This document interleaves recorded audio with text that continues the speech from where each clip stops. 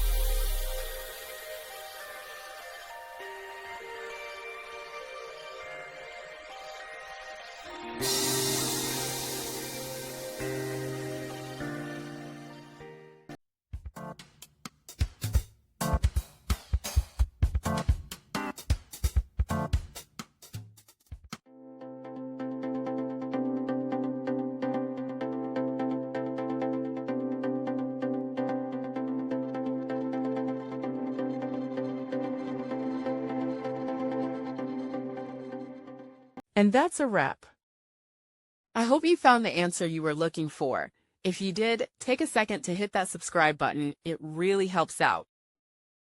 And let me know in the comments which solution worked best for you.